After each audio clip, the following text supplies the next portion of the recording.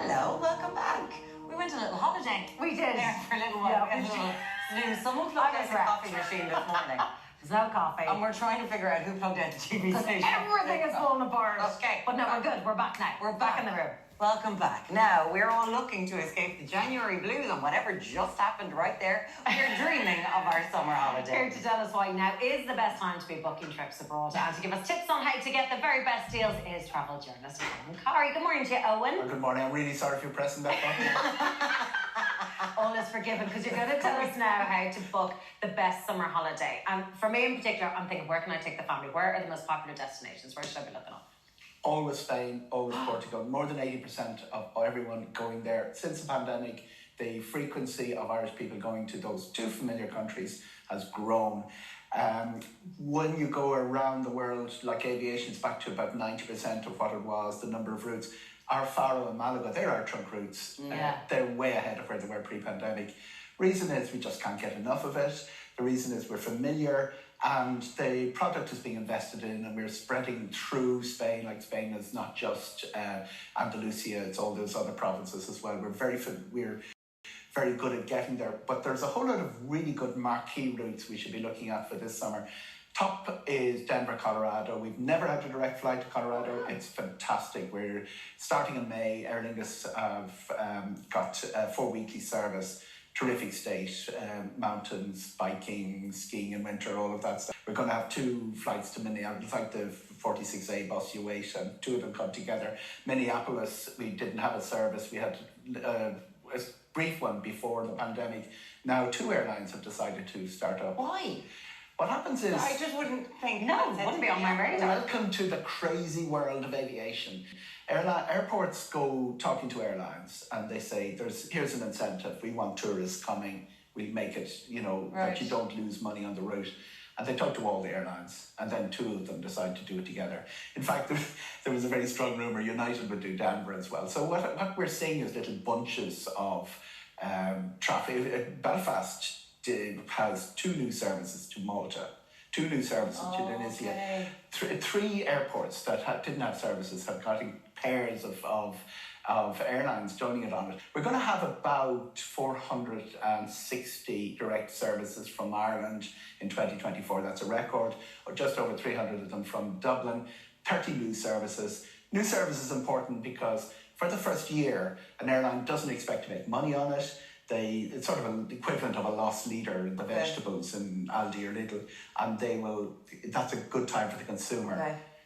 Oh, good time for a consumer to get in early. Yeah. Your best price. I mean, one of the routes, some of the routes never work, and you're looking at €20 fares for 2 years, and then they just drop it. But in the meantime, it's fantastic. Something to look at for people. I'm sure the people who are over the flight path are delighted to hear of all of those new routes that you're getting over here. But can we talk about value and how to get the best value, because we now live in a world where you're not going to your travel agent anymore and there's all these conspiracy theories. You are theories. going to the travel agent, by the way. Okay, yeah. If it's complicated, if you've got teenage children, if the stakes are high, you need someone to actually do the bookings for you and to guide you through it. And sometimes they beat you on price. The reason they would, but if a travel agent buys 20 hotel rooms, they're going to pay less than someone buying 1. The hotelier likes that bundled in with the flight and with the transfer. Transfers is where a travel agent really wins, because some of the airports people fly to are 60 kilometres away from where they're supposed to go. And by the time you start putting taxis and things in, the transfer being arranged in advance is good. How to get the value?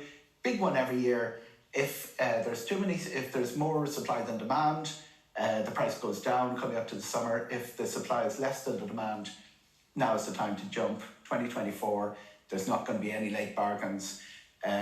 We've got all sorts of aircraft issues which everybody watching will know about. First of all, on the Boeing side, also on the Airbus side with engines, Pratt & Whitney engines. That means that even the seats that are on the internet, the airlines aren't sure they're going to have the aircraft to provide them. And that means that a number of people trying to travel will have fewer seats, fewer options than they would like. So reiterate that. You're saying the number of seats that you see now that you could be booking on an airline for a holiday in July the airlines don't know if they're going to be able to fill those seats. They may not be able to deliver Why? them. What's going on? Let's say we have a big recall of Boeing aircraft. Because of what's happened with the Let's say we have Alaska. an Airbus recall, which with the Pratt & Whitney engine issue. This is all geek stuff now, but people... But these are the things that we've seen on the internet of issues with the flights. Give a good example. Ryanair, our beloved second airline or first airline, depending which persuasion you are, they say that they haven't put their last 10% of what they want to put in for the summer because they're not sure their aircraft will arrive in time. That's construction delays in Boeing and Seattle. Wow. Okay, what does that mean for us? January sales, now's the time to pounce. Okay.